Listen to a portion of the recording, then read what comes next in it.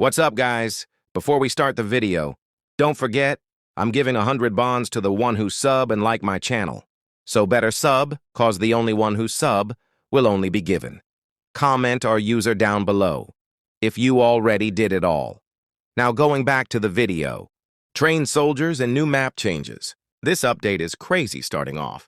We have 4 different trains we can select from, with one of them being the default train. The first train I'm going to be showcasing is the armored train, along with just all the new endgame changes. If you are wondering whether there are new classes No, there are anything, no new classes or challenges. Now, before we get to the train, there's actually this new feature which is dropping money. Probably one of the biggest quality of life feature in the game. Now you're gonna see the train, and you're gonna notice that it's all you're probably armored, thinking that it's all decorative purposes. Well, my friend, I'm sorry to break your heart, but they have now added a bullet system to make quick sense of this. Say there's an outlaw over there now law shooting me and I'm gonna die.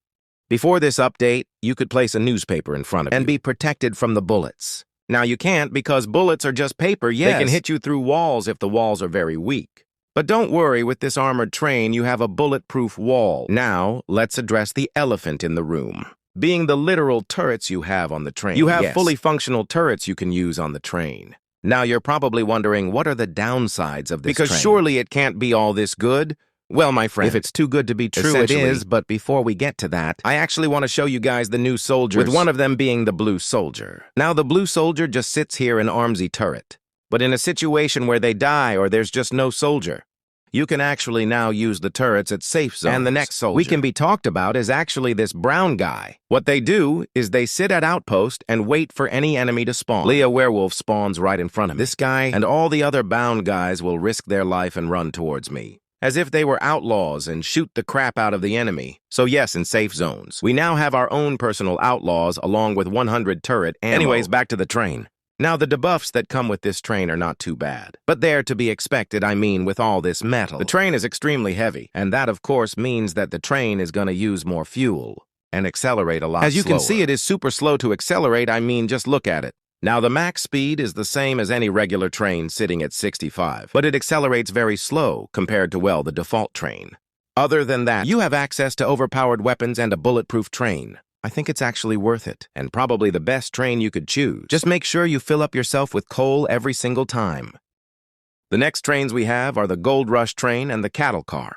Sadly, the Gold Rush train has 0 effects to it. I would not recommend buying this train. Other than that, there's the cattle car train, which actually does have functionality. I think the armored train is the best of all trains, but I'll still be showing you guys what the cattle car does, just so I can give you guys the gist of it, so you can see whether you want to buy it or not. Now I'm in the game, and as you can see, there's actually ladders on this train, making it so much easier to get on, instead of just jumping in front of the train and try to hop in. All awkward now. What's crazy about it is that you can use a ladder to jump on top of the train. I have yet to test if zombies can use this ladder and get on top of it. But if zombies cannot use this ladder, and you could just sit on top the train all of nights, that would be overpowered. I mean, especially for the fact that the walls are literally flat, meaning that the zombies just can't glitch up either. They might be able to just do that. I don't know, we're gonna have test at this run, and I will also be showing you guys the new map changes, gun changes, and more. But before we do that, I actually need to show you guys a new feature when a person dies. You actually get a crate of all your stuff, and well, I'm actually gonna spend Robux to show you guys this. So you have to subscribe. But when I spawn back in, you're gonna see it. There's this, and when I click E, I get all my stuff back in one instead of selecting them one by one. This is absolutely insane anyways. Let's go ahead and show you guys all the new changes. So I'm actually gonna need a gun for this. So we're gonna burn our money and buy revolver off the bat. Now this new gun system, as you can see, there's some horses there. Rest in peace, horses.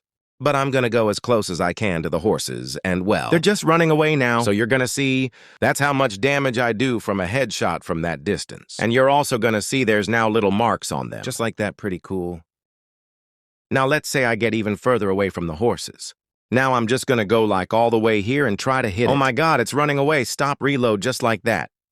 There we go now. I'm gonna go closer, and you're gonna see I did a little bit less damage. You might not be able to tell, but it was a little over half that the HP is at right now. It's basically just a bullet drop system they added to the game. So yeah, this new bullet system change, or whatever, is mostly gonna affect longer. Now guys, let me show you this gameplay of mine.